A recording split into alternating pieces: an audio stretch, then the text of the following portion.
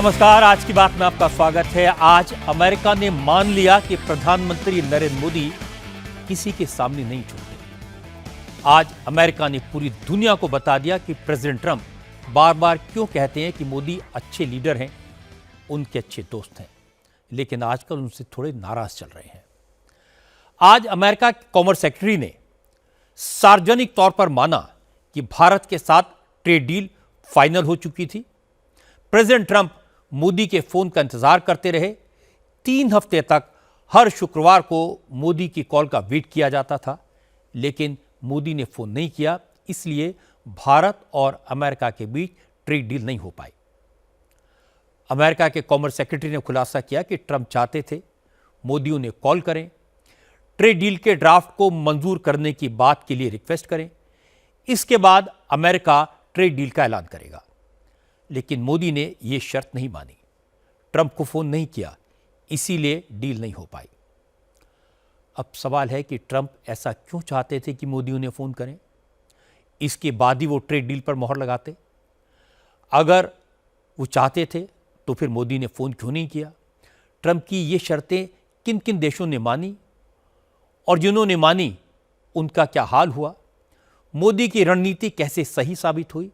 ये सारी बातें आपको बताऊंगा आज की बात में, लेकिन सबसे पहले आपको ये दिखाता हूं कि आज अमेरिका के कॉमर्स सेक्रेटरी ने क्या कहा। अमेरिका के secretary of commerce Howard Lutnick ने कहा कि अमेरिका और भारत के बीच ट्रेड डील तैयार थी। अगर प्रधानमंत्री Narendra Modi president Donald Trump को एक फोन कर देते तो भारत और अमेरिका के बीच ट्रेड डील पिछले साल ही हो गई होती। लुटनिक ने एक पॉडकास्ट में खुलासा किया कि प्रेसिडेंट बनने के बाद ट्रंप ब्रिटेन के साथ सबसे पहले ट्रेड डील की थी और अगला नंबर भारत का था। सारी बातचीत हो चुकी थी, टर्म्स एंड कंडीशंस भी तय हो गई थी, दोनों देशों ने सहमति भी जता दी थी। अमेरिका ट्रेड डील के तहत भारत पर टैरिफ बहुत कम करने को तैयार था। बस एक आखिरी शर्त थी कि भारत के प्रधानमंत्री प्रेसिडेंट ट्रंप को फोन करके ट्रेड डील करने की इच्छा जताएं। यह शर्त ब्रिटेन के प्राइम मिनिस्टर के साथ भी रखी गई थी। कियर स्टारमर का फोन अगले ही दिन आ गया था, इसलिए ब्रिटेन के साथ डील हो गई, लेकिन भारत के प्रधानमंत्री ने फोन नहीं किया। अमेरिका के कॉमर्स सेक्रेटरी ने बताया कि ट्रंप ने 3 हफ्ते तक प्राइम मिनिस्टर मोदी की कॉल का इंतजार किया, इसीलिए ट्रेड डील नहीं हो पाई। I'll tell you a story about India. If you remember, so I did the first deal. मैं आपको भारत का पूरा मामला समझाता हूँ। अगर आपको याद होगा तो हमने पहली डील ब्रिटेन के साथ की थी और हमने ब्रिटेन से साफ कह दिया था कि उनको ये डील अगले 2 हफ्तों में करनी होगी, क्योंकि उसके बाद उनके पास मौका नहीं होगा। उस दौरान बहुत सारे देशों के साथ हमारी बातचीत चल रही थी, तो किसी न किसी को तो पहले नंबर पर होना ही होगा। और प्रेसिडेंट ट्रंप एक सीढ़ी की तरह डील करते हैं। पहली सीढ़ी को सबसे अच्छा ऑफर मिलता है।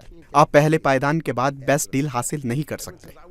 अब कोई ये कहे कि हम भी ब्रिटेन जैसी डील चाहते हैं, हमें भी ब्रिटेन जैसी डील चाहिए, तो आपको नहीं मिलेगी, क्योंकि वो सबसे पहले आए। तो इस तरह आप स्तर तय करते हैं? हाँ, जो बाद में आएगा उसको नुकसान होगा। उसके बाद हर पायदान के साथ डील की शर्तें कड़ी होती जाती हैं, टैरिफ का रेट बढ़ता जाता है। तो ट्रंप ने ब्रिटेन के साथ डील की जो शुक्रवार तक होनी थी, और गुरुवार को कीर स्टारमर ने प्रेसिडेंट को फोन किया और कहा कि हम डील के लिए तैयार हैं। उसके बाद हमने डील का ऐलान कर दिया। उस समय कई लोगों ने प्रेसिडेंट से पूछा था कि डील के मामले में अगला नंबर किसका है। तो अगर आपको ध्यान हो तो उस वक्त प्रेसिडेंट ट्रंप ने कई देशों का नाम लिया था, लेकिन भारत का नाम उन्होंने कई बार लिया था, खुलकर, सबके सामने। ये कोई ढकी छुपी बात नहीं है, और हम भारत से बात कर रहे थे और हम भारत को 3 शुक्रवार तक मौका देते रहे। तो आपने उनके लिए भी सीमित समय तय किया था? हाँ, क्योंकि और भी बहुत सारे देश डील के लिए आ रहे थे, तो हमने उनको भी जल्दी करने को कहा। यानी उनके लिए सौदा महंगा होता जा रहा था? हाँ, तो हमने सब कुछ तैयार कर लिया था। बस मोदी को प्रेसिडेंट ट्रंप को फोन करना था, लेकिन मोदी इसके लिए सहज नहीं थे, तो मोदी ने प्रेसिडेंट को कॉल नहीं किया। तो वो शुक्रवार गुजर गया। अगले शुक्रवार को हमने इंडोनेशिया, फिलीपींस और वियतनाम जैसे देशों के साथ डील की थी। चूंकि इन देशों का नंबर भारत से पहले था, तो हमने उनसे ज्यादा टैरिफ वाली डील की थी। इसी दौरान भारत ने कहा कि हम डील के लिए तैयार हैं। तो मैंने पूछा, कौन सी डील के लिए आप तैयार हैं? वो मौका जो आपके हाथ से निकल चुका है। 2 दिन पहले रिपब्लिकन पार्टी के सांसदों को एड्रेस करते वक्त ट्रंप ने यही बात इशारों में कही थी।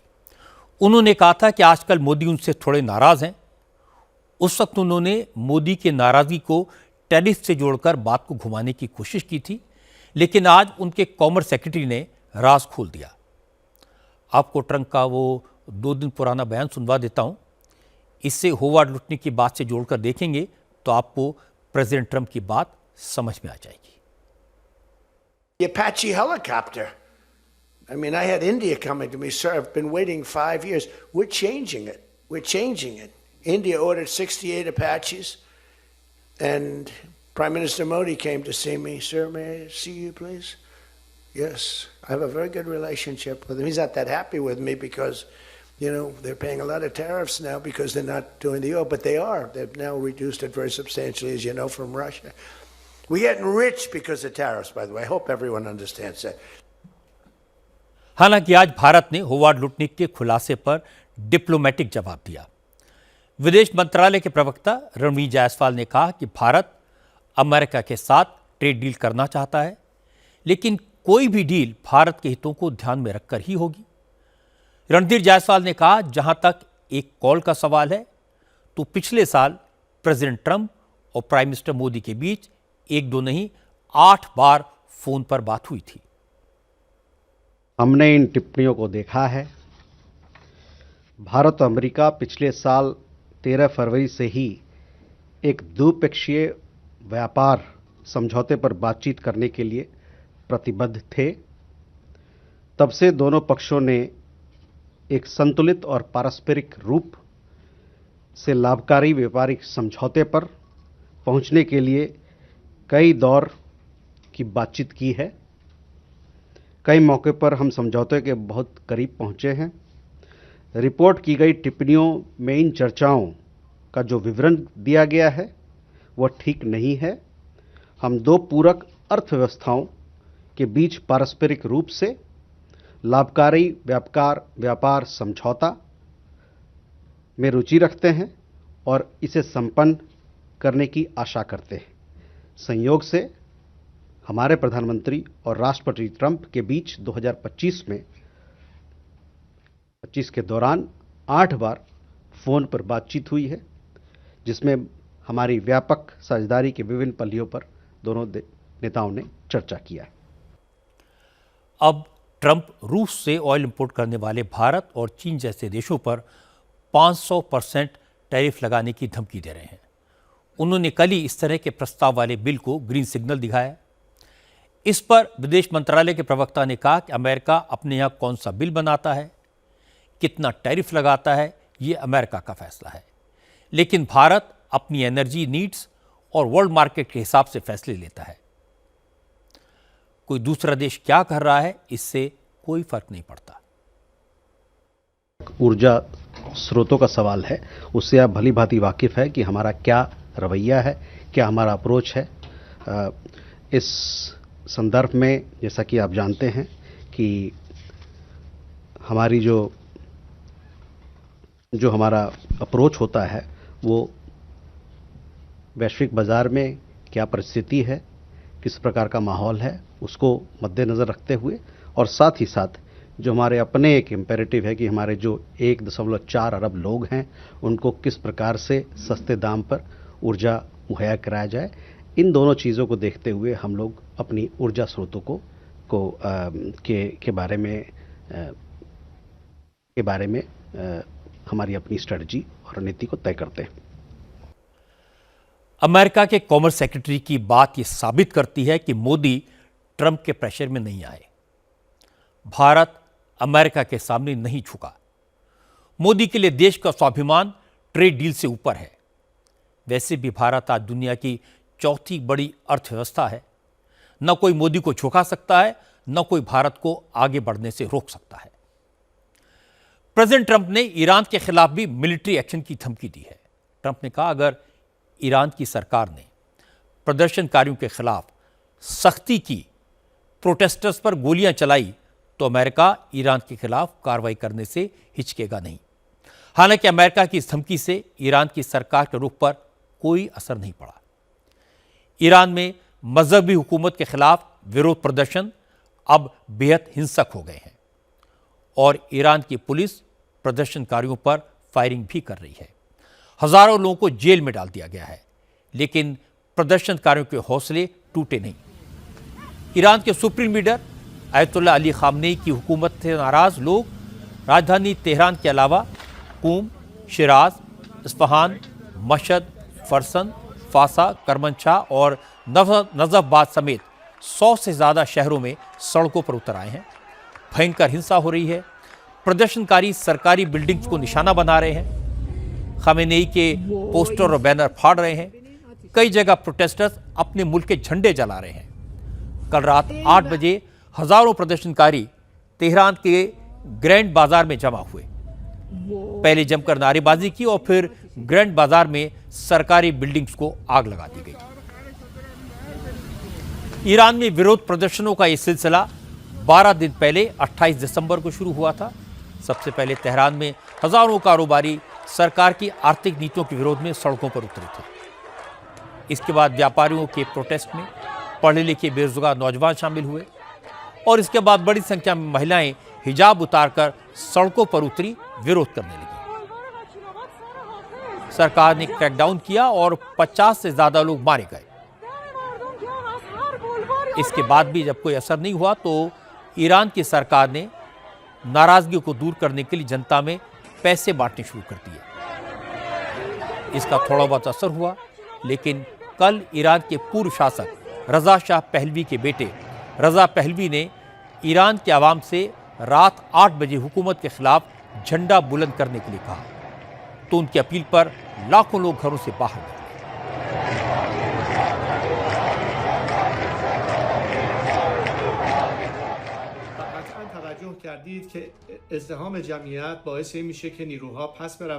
आज सबने यकीनन देखा होगा कि लाखों लोग बार बार सड़कों पर उतर रहे हैं और खोमेनेई हुकूमत के सुरक्षा बलों को खदेड़कर भागने पर मजबूर कर रहे हैं।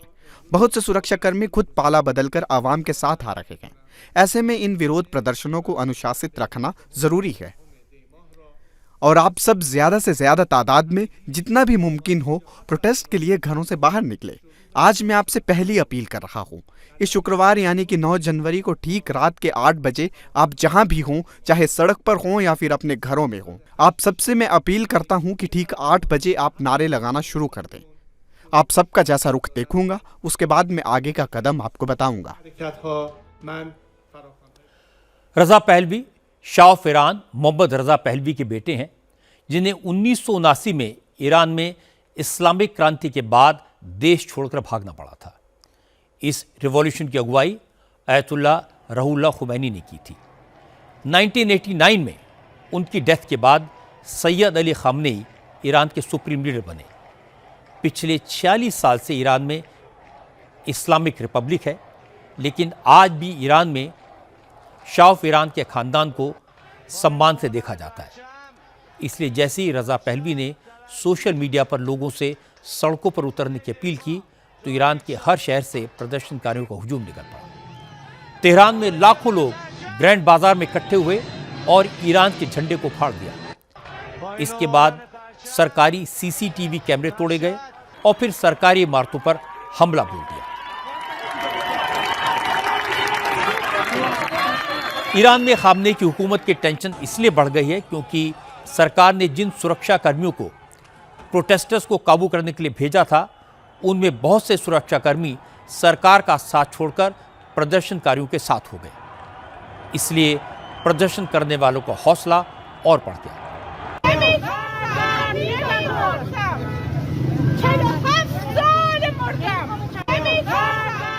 हालांकि ईरान की सरकार ने अपने यहाँ हो रहे विरोध प्रदर्शनों के लिए अमेरिका और इजराइल को जिम्मेदार ठहराया है। खामनेई हुकूमत ने कहा कि अमेरिका और इजराइल लोगों को भड़का रहे हैं, लेकिन ईरान की सरकार अमेरिका की साजिश को कामयाब नहीं होने देगी, क्योंकि ट्रंप ने ईरान को मिलिट्री एक्शन की धमकी दी है। इसके जवाब में ईरान के विदेश मंत्री अब्बास अरागची ने कहा कि ईरान किसी से जंग नहीं चाहता, लेकिन दुश्मन किसी गफलत में न रहे। अगर किसी ने ईरान की तरफ आंख उठाई तो उसकी आंखें निकाल ली जाएंगी। ईरान के supreme leader Ayatollah Ali Khamenei ने भी प्रेसिडेंट ट्रंप को चेतावनी दी। खमेनी ने जुमे की नमाज के दौरान अपने खुतबे में कहा कि ट्रंप अमेरिका पर ध्यान दें, ईरान की फिक्र न करें और जो लोग अमेरिका के उकसावे पर प्रोटेस्ट कर रहे हैं वो शायद भूल गए हैं कि ट्रंप के हाथ तो हजारों ईरानियों के खून से रंगे हुए हैं। دیشب در تهران در بعضی جایی دیگه یه مش कल रात तेहरान और कई दूसरे शहरों में लोग बाहर आए और उन्होंने अपनी ही इमारतों को नुकसान पहुंचाया। उन्होंने किसी और देश के राष्ट्रपति को खुश करने के लिए अपनी ही सड़कों को बर्बाद किया, क्योंकि उस शख्स से कहा है कि वो इनकी मदद के लिए आएगा। उसको चाहिए कि वो इसके बजाय अपने मुल्क पर ध्यान दे। उसके हाथ उन 1000 से ज्यादा ईरानी नागरिकों के खून से रंगे हुए हैं जो पिछले साल इजराइल के साथ 12 दिन की जंग में मारे गए थे। उसके हाथ ईरानियों के खून से रंगे हुए, जिनमें दाशिमंद और बुजुर्ग लोग भी शामिल थे।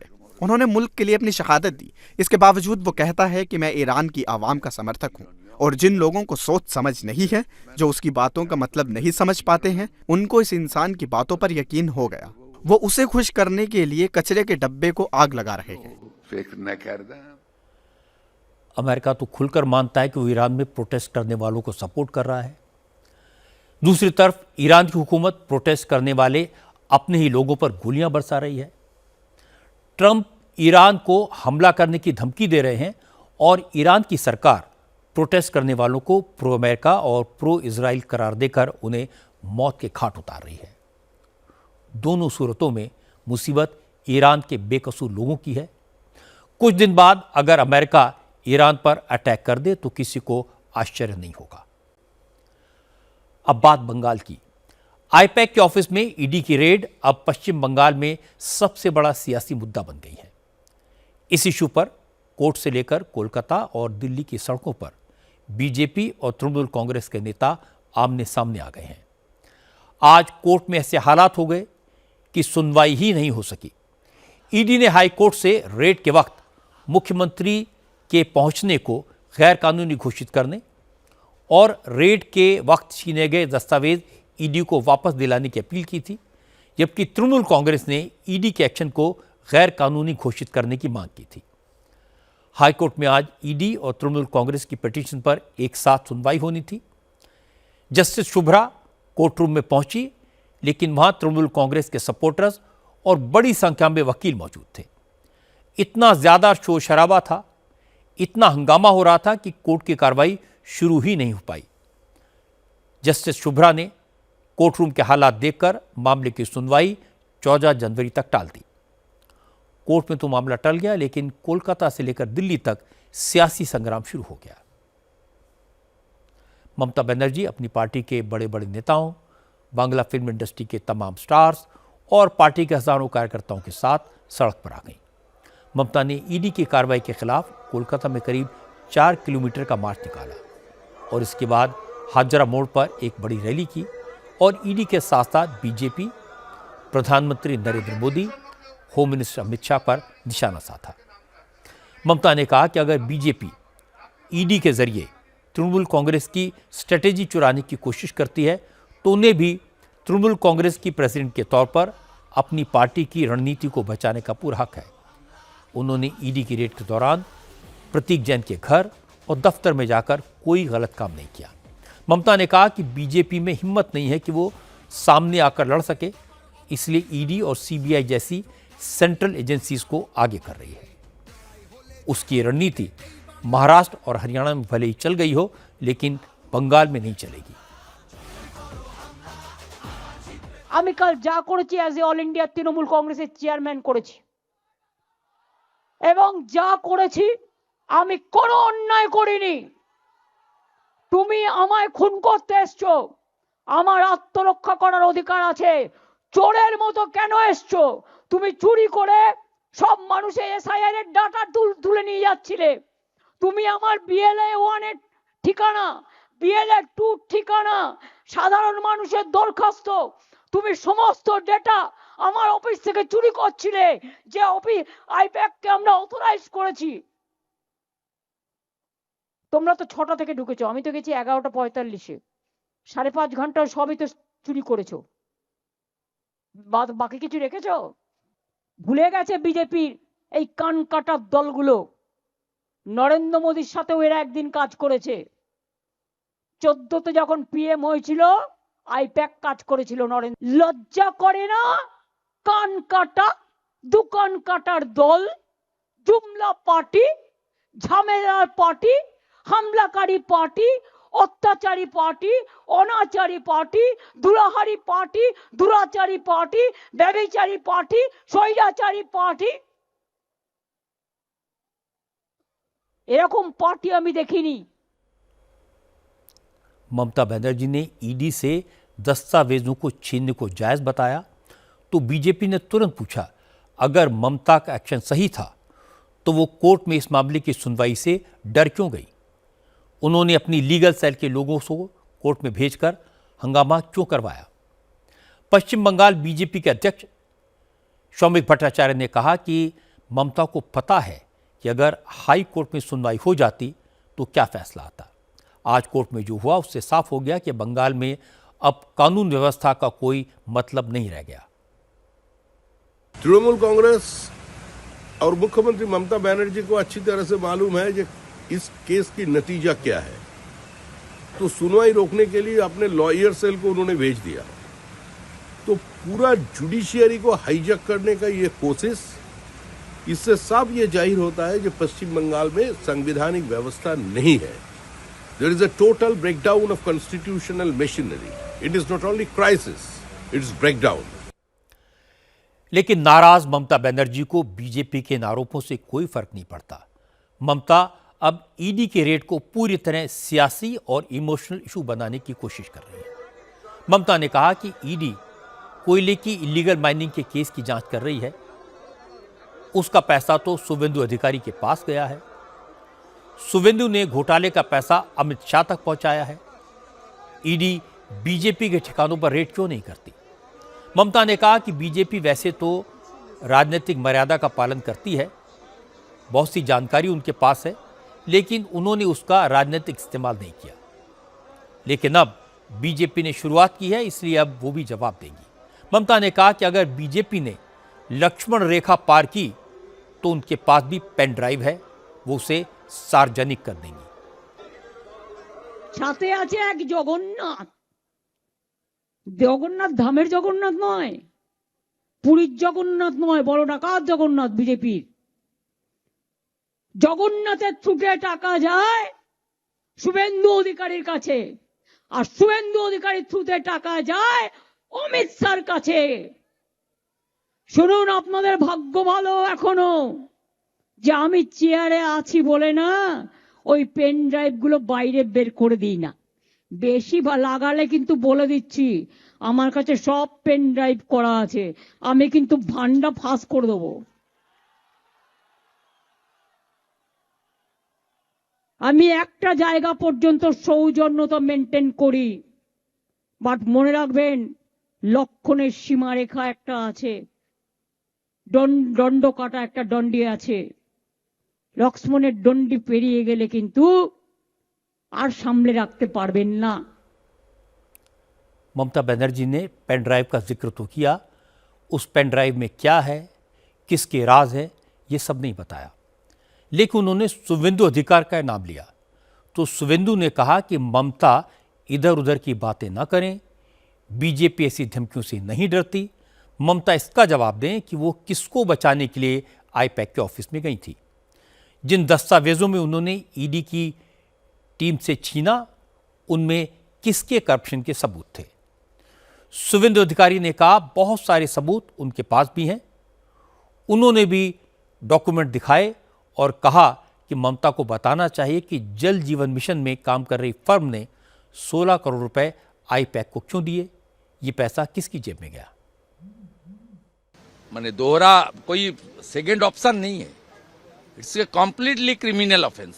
2021 में हमने देखा एक सीनियर पॉलिटिशियन, एक चीफ मिनिस्टर जो संविधान हाथ में रखते हुए ओथ लिया है, उनका इस तरीके से कार्रवाई सीधा संविधान के ऊपर हमला है।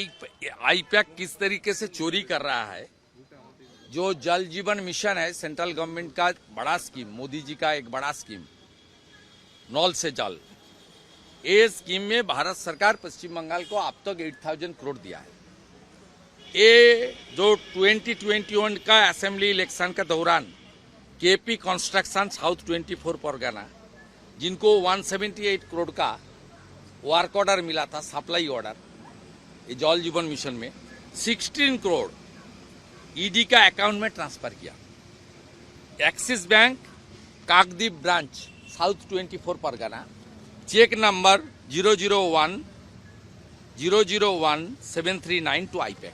क्या मैं आज सार्वजनिक इसलिए कर रहा हूं, सरकार की जो काम और सरकार की जो मानी, जो टेंडर जो वहां काम कर रहा है, उनको आईपैक के अकाउंट में रिश्वत देना पड़ रहा है, काट मानी 16 करोड़।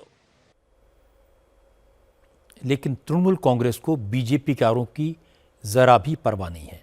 ममता बनर्जी ने कहा कि वो खामोश नहीं बैठेंगी, दिल्ली तक लड़ेंगी। इसका असर दिखाई दिया। आज सुबह तृणमूल कांग्रेस के एमपीज ने दिल्ली में प्रोटेस्ट किया। सुबह सुबह ममता की पार्टी के 8 सांसद होम मिनिस्टर अमित शाह के घर के बाहर पहुंचे, नारेबाजी करने लगे। हालांकि अमित शाह के घर के बाहर तैनात सुरक्षाकर्मियों ने जैसे ही हंगामा कर रहे तृणमूल कांग्रेस के सांसदों को रोकने की कोशिश की तो वो सड़क पर ही बैठ गए। इसके बाद पुलिस ने उसे वहां से जबरदस्ती हटाया। पुलिस तृणमूल कांग्रेस के सांसदों को थाने ले गई और करीब 2 घंटे के बाद सबको छोड़ दिया। लेकिन ममता बनर्जी ने दिल्ली पुलिस के एक्शन पर सवाल उठाए। ममता ने कहा कि दिल्ली में बंगाल के चुने हुए नेताओं को पुलिस घसीटती है। क्या सांसदों को देश के होम मिनिस्टर के खिलाफ प्रोटेस्ट करने का अधिकार नहीं है?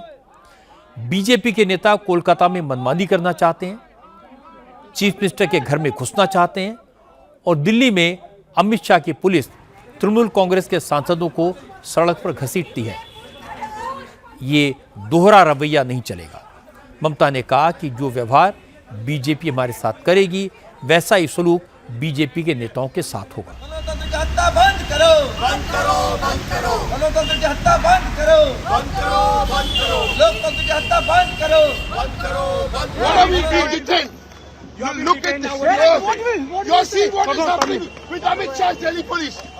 You're seeing what is happening to MPs. All our MPs have been picked up. Stop! Chavana! Chavana! No! No! Bengal में हम जीतेंगे, जो भी कर ले, जो भी कर ले, इस बीजेपी को हम हरा के रखेंगे, जो भी करेंगे। पिंच हम करेंगे कि आप देख ले, कि देश के लोग देख ले कि निर्वाचित सदस्य दिल्ली पुलिस और अभिषेक बैनर्जी के सोल्जर है। हम अमित शाह से नहीं डरते हैं, हम लड़ेंगे और बंगाल जीतेंगे। गणतंत्र का कंट्रोल। हालांकि बीजेपी के कार्यकर्ता भी खामोश नहीं बैठे हैं। आज कोलकाता की सड़कों पर बीजेपी के नेता भी उतरे। युवा मोर्चे के कार्यकर्ताओं ने ईडी की कार्रवाई में ममता की दखलंदाजी का विरोध किया। सड़क पर ममता बनर्जी का पुतला जलाया और मुख्यमंत्री को गिरफ्तार करने की मांग की। बीजेपी महिला मोर्चा ने भी ममता बनर्जी के खिलाफ प्रोटेस्ट किया और ममता को अरेस्ट करने की मांग की।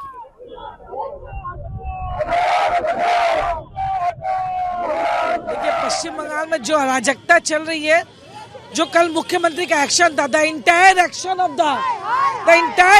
The chief minister is totally unethical, unconstitutional and criminal offence किया है। जो उन्होंने संविधान की शपथ लेकर असंवैधानिक काम किया है मुख्यमंत्री ने, इसके विरोध में हमारा आंदोलन आज और आज से लगातार चलेगा। ये सरकार जब तक नहीं जाएगा तब तक आंदोलन चलेगा, क्योंकि ये चोर का सरकार है। पहले से ही 2011 साल में गुंडा छुड़ाने के लिए वो थाने पे गए थे। वो शारदा का राजीव कुमार के छुड़ाने के लिए वो धरना दिया था। और आज ईडी जब एक कार्रवाई चल रहा है, उसी टाइम पे ममता बनर्जी खुद जाके 15 मिनट वहाँ पर रुक के, प्रतीक जैन कौन है, ये आईपैक है, तो वहाँ से पूरा फाइल लेके 15 मिनट रुक के गाड़ी में फाइल लिया है, वो हाथ में फाइल लेके चोरी करके चला गया। वो शारदा जैसे लाल डायरी लोपाट किया गया है, उसी तरह ये भी लोपाट कर दिया। आज दिल्ली में पूर्व केंद्रीय मंत्री रविशंकर प्रसाद ने कहा ममता बनर्जी डरी हुई हैं। उन्हें पता है कि करप्शन के केसेस में उनकी पार्टी बच नहीं पाएगी। रविशंकर प्रसाद ने कहा कि ममता भले ही सियासी आंसू बहाएं, लेकिन हकीकत यही है कि हर केस में करप्शन के सबूत तृणमूल कांग्रेस से जुड़े लोगों की तरफ इशारा करते हैं। इसीलिए जांच एजेंसीज को एक्शन लेना पड़ता है। नियमों, कानून, लोकतांत्रिक मर्यादा को तार तार करके गई हैं, तो वहां कुछ बहुत सेंसिटिव था जिसको निकालना जरूरी था। I repeat, there is a lot of suspicious circumstances surrounding the whole, I would say barbaric action of Mamata ji. और ममता जी ने कोई पहली बार तो किया नहीं है। याद करिए, जब शारदा स्कैम में राजीव कुमार जो डीजीपी थे, उनको बात हुई थी, उनको सीबीआई ने इंट्रोगेट करने की बात की थी, तो वहां जाकर धरने पर बैठ गई थी। संदेश खाली में उस मेन एक्यूज को बचाने के लिए क्या क्या नहीं किया। ये जो medical college, car medical college में घटना हुई थी महिला के बलात्कार की, उस पर भी चली गई थी अपोज करने के लिए, पुलिस इन्वेस्टिगेशन को फ्रस्ट्रेट करने के लिए। तो क्या मतलब है, ममता जी ने कॉन्ट्रैक्ट लिया हुआ है क्या कि बंगाल में कोई भी फेयर पुलिस इन्वेस्टिगेशन नहीं होने देंगी, बंगाल के करप्शन में कोई भी सीबीआई या ईडी का इन्वेस्टिगेशन नहीं होने देंगी, क्योंकि हर जगह उनके सिस्टम के पांव हैं। और मैं क्या कहूंगा, everywhere there is a footprint of Mamata ji's ecosystem implicating all of them, therefore there is a scare। Mamata Banerjee मुश्किल में है तो कांग्रेस के नेता अधीर रंजन चौधरी खुश हैं। आज अधीर रंजन ने कहा, ममता को इधर उधर की बातें नहीं करनी चाहिए, साफ साफ बताना चाहिए कि वो भागकर प्रतीक जैन के घर क्यों गईं, पुलिस अफसरों को ईडी की रेड रोकने के लिए क्यों भेजा, उन दस्तावेजों में क्या है जो ममता प्रतीक जैन के घर से लेकर भागी। अधीर रंजन ने कहा, ईडी ममता को अरेस्ट कर सकती थी, लेकिन ऐसा नहीं किया, इसलिए ईडी पर भी शक होता है। वहां छापा मारे गए थे, जब अंदर जांच पड़ताल हो रही थी, जब सारे कागजात टटोलने जा रही थी, तो उस समय ममता बनर्जी क्यों गई सारे पुलिस बलों को लेकर, और पुलिस बलों ने सारे कागजात, खुद मुख्यमंत्री सारे कागजात लेकर वहां से निकालते हुए कह रहे हैं कि हम मोबाइल लेके आ गए, लैपटॉप लेके आ गए, और पुलिस वालों ने सारे फाइल लेके गाड़ी में लाद कर रहे हैं। ये दृश्यता में देखने को मिले। इसके साथ साथ दूसरा सवाल यह है कि ईडी वालों ने भी कैसे है कि एक मुख्यमंत्री अंदर गए और सारे कागजात, सारे रिकॉर्ड लेके वापस आराम से निकल गई, और गाड़ी में लाद कर रही है सारे फाइलों पुलिस वालों ने। इसको इजाजत ईडी वालों ने भी कैसे दिए है? उनके साथ तो सशस्त्र बल थे। ईडी वाले इतने कमजोर क्यों है? इसलिए ना मैं ईडी वालों को कहता कि ईडी वाले ने सिर्फ इडियट है, ईडी नहीं, सब इडियट है। हालांकि बीजेपी के नेता अब ममता के खिलाफ हर दांव आजमा रहे हैं। कल शुभेंदु अधिकारी, शौमिक भट्टाचार्य, अग्निमित्रा पॉल और अर्जुन सिंह जैसे नेताओं ने गवर्नर से एक्शन लेने की मांग की थी। आज बीजेपी का एक डेलीगेशन बंगाल के गवर्नर सीवी आनंद बोस से मिलने पहुंच गया।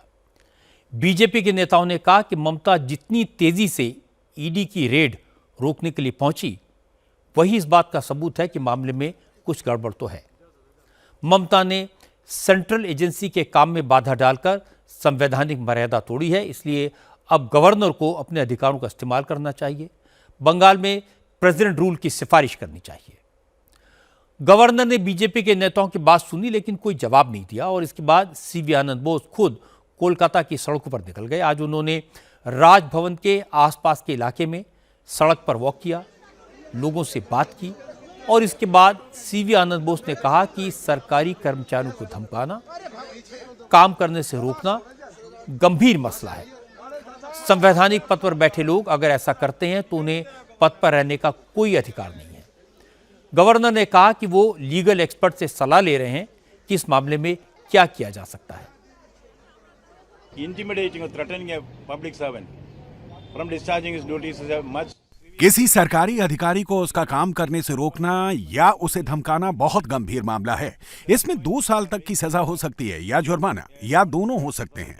जो बात सामने आ रही है वो ये है कि जो भी व्यक्ति संवैधानिक पद पर है उसका काम संविधान की रक्षा करना है। अगर कोई ऐसा व्यक्ति संविधान को नहीं मानता या उसे कमजोर करता है तो उसे पद पर बने रहने का कोई हक नहीं है। मेरे सामने 3 बड़े कानूनी मुद्दे आए हैं और ये सभी संविधान से जुड़े हुए मुद्दे हैं। इस मामले में मैं जानकार लोगों से राय ले रहा हूं। मैं इस समय जल्दबाजी में कोई फैसला नहीं लेना चाहता।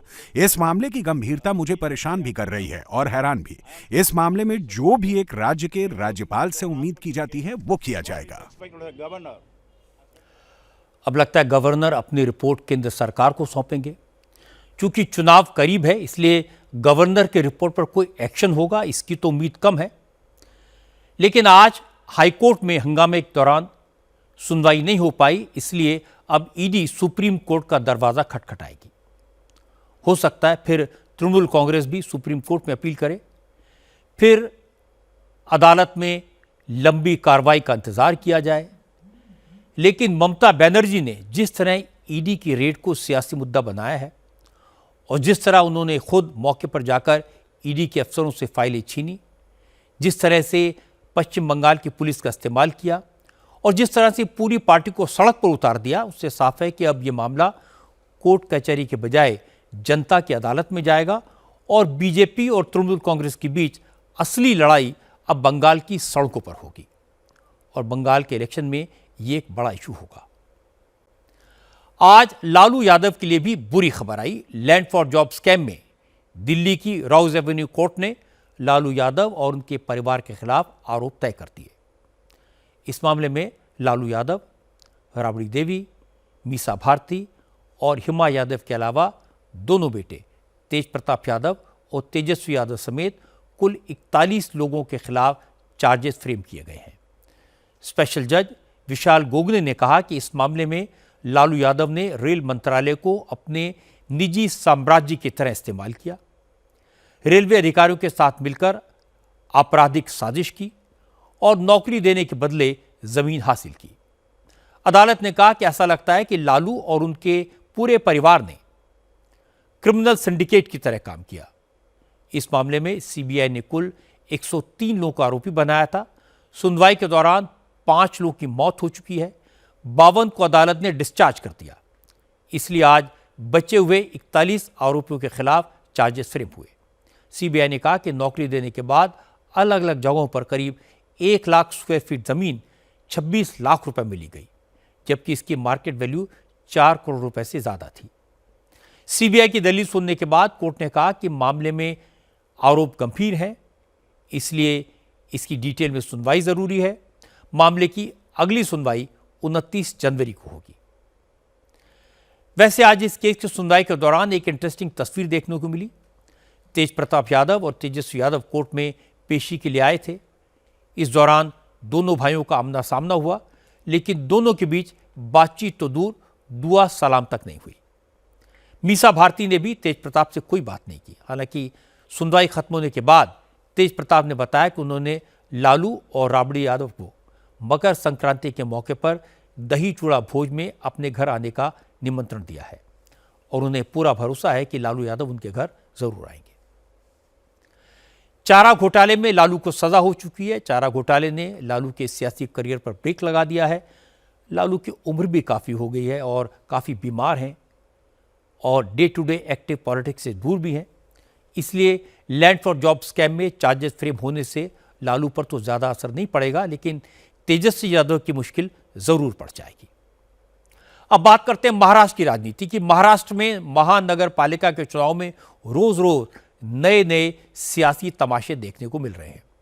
पहले उद्धव ठाकरे की पार्टी के नेता एकनाथ शिंदे की पार्टी के लिए जो नारे लगाते थे, आज वही स्लोगन बीजेपी के कार्यकर्ता लगाते हुए दिखाई दिए। बीएमसी के वार्ड नंबर 173 में एकनाथ शिंदे की शिवसेना और बीजेपी के कैंडिडेट आमने सामने हैं। इस वार्ड में जब बीजेपी के कार्यकर्ता कैंपेन के लिए निकले तो उन्होंने एकनाथ शिंदे के उम्मीदवार के खिलाफ 50 खोके एकदम ओके ये नारा लगाया। 50 खोके इस नारेबाजी का वीडियो उद्धव की पार्टी के नेताओं ने खूब सर्कुलेट किया और कहा अब तो महाराष्ट्र की जनता को एकनाथ शिंदे की असलियत समझ आ जानी चाहिए। बहुत पुराना गाना है, जो बोएगा वही पाएगा, तेरा किया आगे आएगा, सुख दुख है क्या फल कर्मों का। भारतीय जनता पार्टी के कार्यकर्ता मुंबई में वार्ड नंबर 173 में एकनाथ शिंदे की शिवसेना के खिलाफ नारेबाजी कर रहे हैं कि 50 खोके एकदम ओके, मतलब 50 करोड़ रुपए का जो भ्रष्टाचार का आरोप हम लोग लगाते थे शिंदे सेना पर, अब बीजेपी भी लगा रही है। यही शिंदे सेना सरकार बनाने की लालच में उनके साथ गई, पार्टी तोड़ी, नाम चिन्ह सब चुराया। आज वही भारतीय जनता पार्टी उनको चोर चोर कह के चिल्ला रहे हैं। और वहीं पुणे और पिंपरी चिंचवड़ में अजीत दादा पवार बीजेपी को आंखें दिखा रहे हैं, उनका भ्रष्टाचार खोल रहे हैं। और बताइए, ये लोग हमको ज्ञान देते थे। इसी तरह का नजारा पिंपरी चिंचवड़ में देखने को मिला। यहां अजीत पवार की पार्टी और बीजेपी के उम्मीदवार आमने सामने हैं। कैंपेन के लिए खुद अजीत पवार मैदान में डटे हुए हैं और अजीत पवार बीजेपी पर भ्रष्टाचार का आरोप लगाने वालों में सबसे आगे आ गए। अजीत पवार ने दावा किया कि 2008 में मनमोहन सिंह की सरकार ने गरीबों के लिए घर बनाने की योजना चलाई थी और उस स्कीम में बीजेपी ने घोटाला किया। 2008ला Jawaharlal Nehru national urban renewal mission 2008 में शरद पवार केंद्र में मंत्री थे। उस समय केंद्र में प्रधानमंत्री मनमोहन सिंह की सरकार थी। केंद्र सरकार Jawaharlal Nehru urban renewal mission के तहत देश के कई शहरों के लिए आवास की योजना लाई थी। उस वक्त हमने पिंपरी चिंचवड़ के चिखली सेक्टर 17 और 19 में इस योजना के तहत 6,720 घरों के निर्माण की योजना बनाई थी। राष्ट्रवादी कांग्रेस के कार्यकाल में यह योजना बनाई गई थी, लेकिन बहुत नगर परिषद में बहुत भ्रष्टाचार हुआ। बड़े पैमाने पर दलाल सक्रिय थे। भ्रष्टाचार झाला। काही आज अंबरनाथ से भी बहुत इंटरेस्टिंग खबर आई।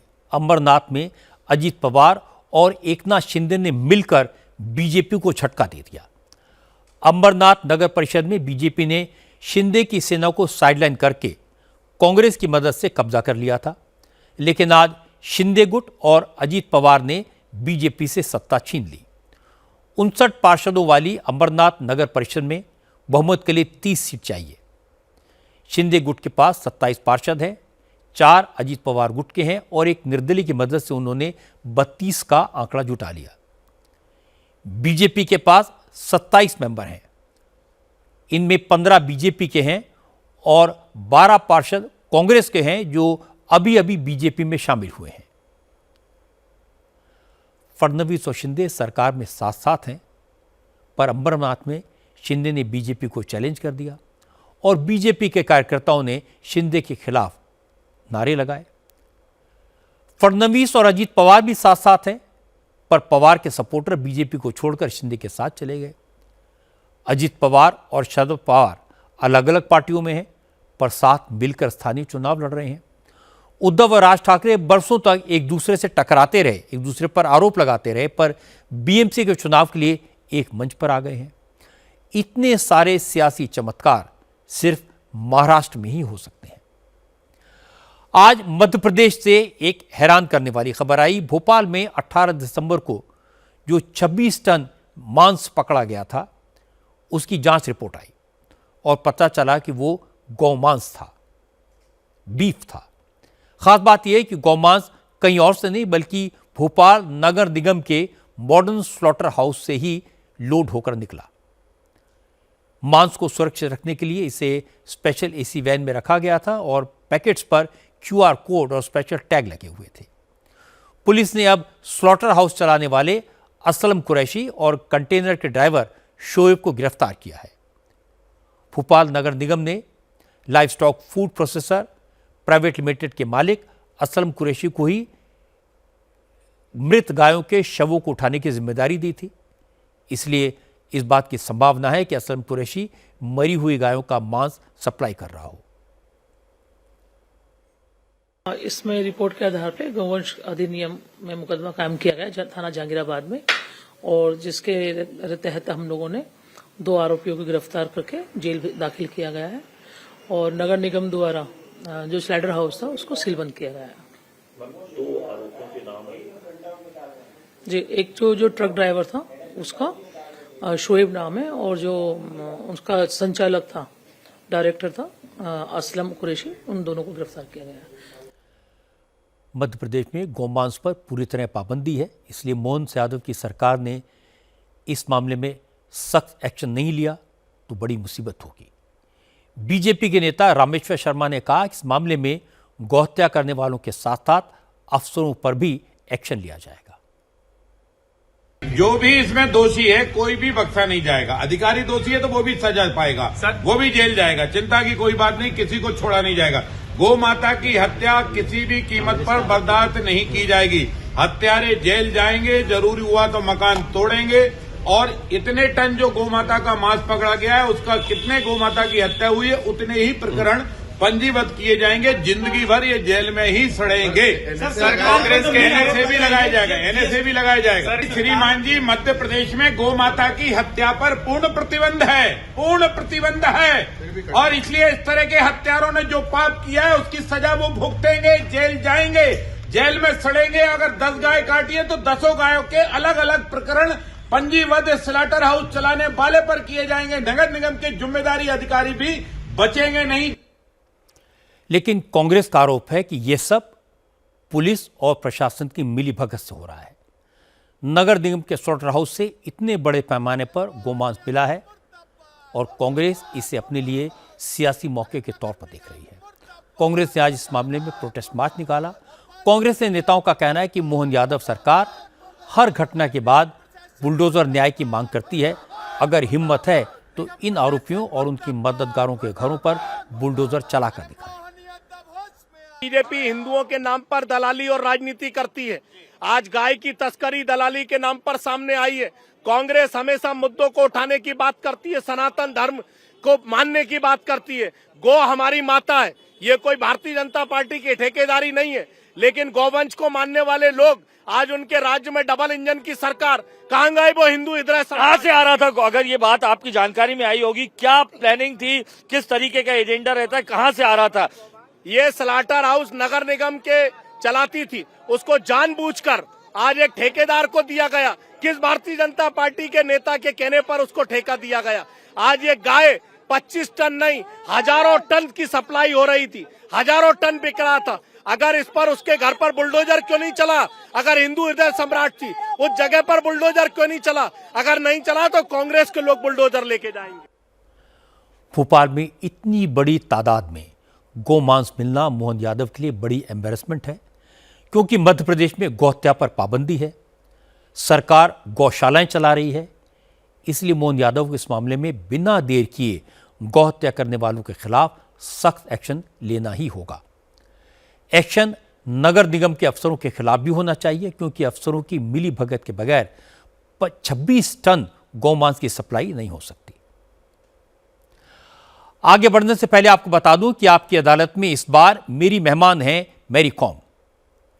इस शो में आपको दिखाई देगी मैरी कॉम की शरारतें, मैरी कॉम की हिम्मत और world champion boxing star Mary Kom का गाना सुनकर तो आप चौंक जाएंगे।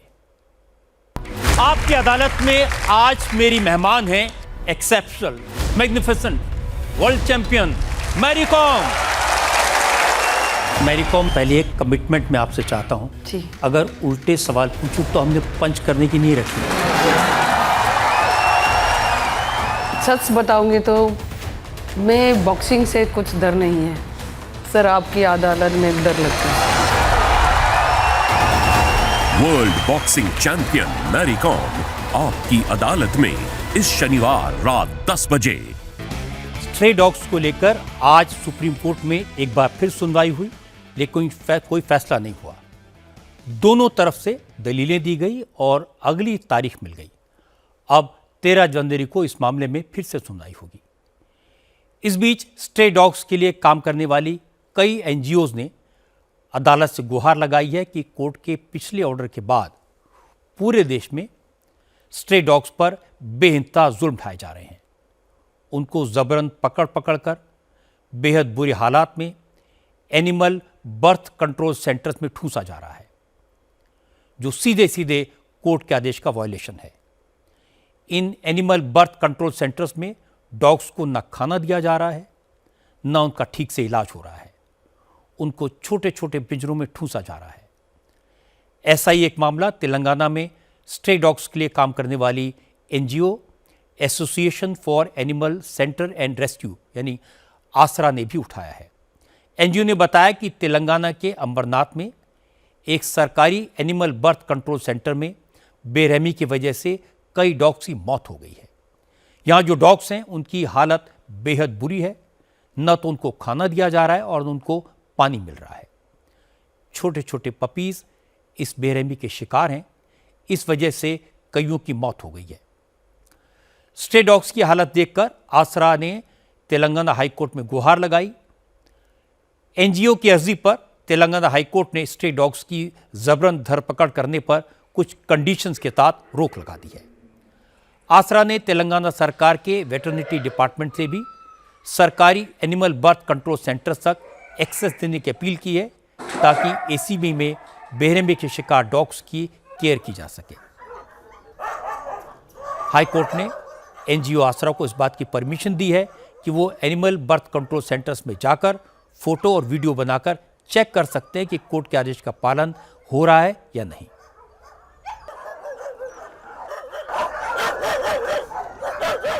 तीन दिन का पहले अचानक हम लोगों को एक एबीसी सेंटर हैदराबाद में अंबरपेट एबीसी सेंटर है, उसका अंदर से हम लोगों को फोटोस और वीडियोस जो मिला है उसमें इतना क्रूएल्टी है। कुत्ते मरे हुआ है, कम से कम 10 से ऊपर कुत्ते मरा है।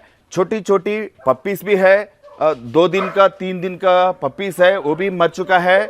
तो हम लोग ये देख के परेशानी होके फिर हम लोग सीधा अंबरपेट एबीसी सेंटर में गए हैं। हम लोग रिक्वेस्ट किया है हम लोगों को अलाउ करना। चारों सेंटर में देखा है, सब इतना क्रूएल्टी, एनिमल क्रूएल्टी चल रहा है। उसमें बहुत सारे एनिमल क्रूएल्टी चल, कुछ क्लीनिंग नहीं है, पूरा डार्क है, लाइट नहीं है, कुछ नहीं है। वो डॉग को खाना नहीं देगा और वो पूरा कुत्ते इतना ट्रोमेटाइज्ड हो गया, इतना डिप्रेशन में चला गया और वो मर रहा है। ये एक केज में तो हम लोग देखा है, एक कुत्ते ऑलरेडी मर गया, मर चुके 4 घंटे हो गया और कोई देखा नहीं, उसका बॉडी को निकाला भी नहीं। इतना क्रूएल्टी चला था उधर उसमें। तो हम लोग अंबरपेट एबीसी सेंटर में गया है, उसको परमिशन देने के लिए बोला है। कोई भी करता है उसका ऊपर केस डाल सकते हैं हम लोग। तो अभी हम लोग जीएचएमसी में भी और जो भी म्यूनसिपालिटीज है, पंचायत से ऐसा लॉन्ग टर्म कंपेनमेंट किया है लास्ट 2 महीने से 7 नवंबर का ऑर्डर का बाद, उसका ऊपर हम कंप्लेंट कर सकते हैं। वो इलीगल कर रहा है, वो कंटेम्प्ट ऑफ द कोर्ट कर रहा है, वायलेशन ऑफ द एक्ट कर रहा है। इसलिए हम लोग क्या किया, सीधा ऑनरेबल तेलंगाना हाईकोर्ट में गया है और स्टे ऑर्डर लेके आया है। मैं तेलंगाना हाईकोर्ट की तारीफ करूंगा कि उन्होंने बेजुबान बेकसूर डॉग्स के दर्द को समझा, स्ट्रे डॉग्स को ज़बरदस्ती पकड़ने पर रोक लगाई और एनिमल सेंटर्स को प्रॉपर केयर करने की चेतावनी दी। स्ट्रे डॉग्स के लिए काम करने वाले एनजीओ आसरा की कोशिशों से यह सफल हुआ। पूरे देश में ऐसे और प्रयास करने की ज़रूरत है। जानवरों को इंसान से बचाने की ज़रूरत है और कहीं कहीं इंसान को भी जानवरों से बचाना ज़रूरी हो गया है। मैं आपको याद दिला दूं, इस बार आपकी अदालत में मेरी मेहमान हैं world champion boxer Mary Kom. Mary Kom ने आपकी अदालत में कई राज खोले। उन्होंने बताया कैसे उनके हस्बैंड ने उनके साथ चीटिंग की, उन्हें डिच किया। जब वो बॉक्सिंग रिंग में लड़ने और मेडल जीतने में बिजी थी तो उनके एक्स हस्बैंड ने मैरी कॉम के बैंक अकाउंट खाली कर दिए। अजीब दास्तां है ये, कहाँ शुरू कहाँ खत्म, ये मंजिलें है कौन सी, ना वो समझ सके न हम।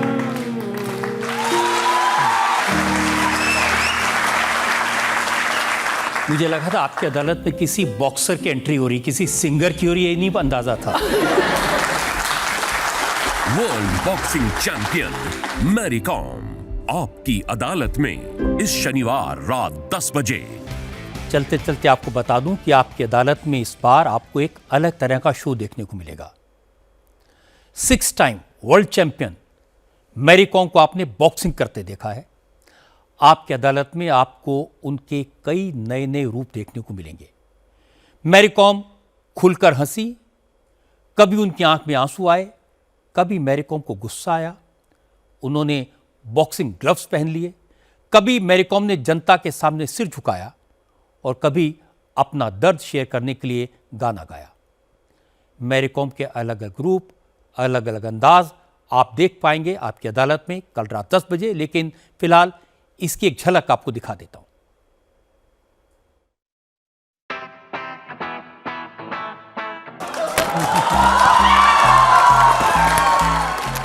ये मारो, ये करो, ये कर। अरे मुझे सिखा रहे हैं। इतना दूर तक में भी ऐसे आग ऐसे एक बंद करके ऐसे मारा ना, फिर सेकंड 2 सेकंड 3 सेकंड में मेरा सर गुम हो गया। मैंने खोला, ऐसे ऐसे डाला, आधा तो चला गया। अरे बाप रे, मैं कुछ हो रहा है और वो पानी नहीं था, वोडका है। मेरी बात तो सही निकली ना? My face must be look like Chinese or Philippine, Thailand or maybe, you know, but my heart and my soul is Indian. एक बार में 50 गोलगप्पे आप खाना नहीं खाया, फास्ट। गोलगप्पा तो 50। अरे उस टाइम में 1 रुपया एक। बताओ।